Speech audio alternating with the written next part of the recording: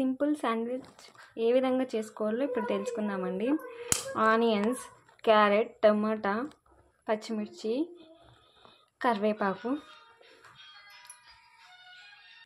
మనకు ఆయిల్ బాగా కాలిందండి. మనం ఇప్పుడు ఆనియన్స్ వేసుకున్నామండి. కొంచెం వేగిన తర్వాత మనం క్యారెట్ కూడా వేసుకోవాలండి. కొంచెం వేగిన తర్వాత మనం దీంట్లో కొద్దిగా సాల్ట్ వేసుకోవాలండి. ఉప్పు సరిపడా వేసుకోవాలండి. మనం ఇప్పుడు కొంచెం మగ్గిందండి బాగా, అంటే కొంచెం చిటికెడు పసుపు వేసుకున్నామండి.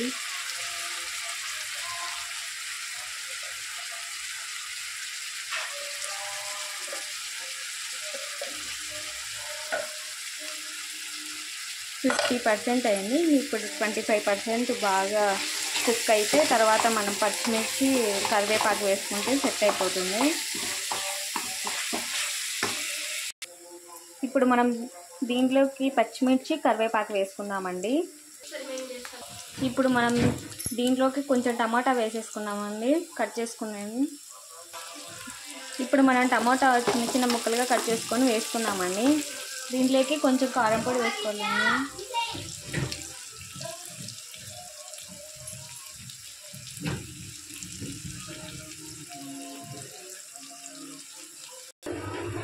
మనం దీంట్లోకి కొద్దిగా ధనియాల పొడి వేసుకున్నామండి. కొంచెం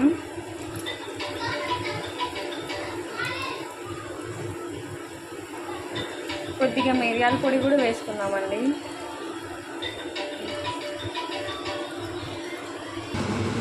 శాండ్విచ్ చేయాలంటే ఇలాంటి ప్యాన్ కావాలండి. మీ ఇంట్లో ఇలాంటి ప్యాన్ లేకపోతే మామూలు దోశల పెనం కానీ, చపాతీల పెనం కానీ దేంట్లో అయినా చేసుకోవచ్చు.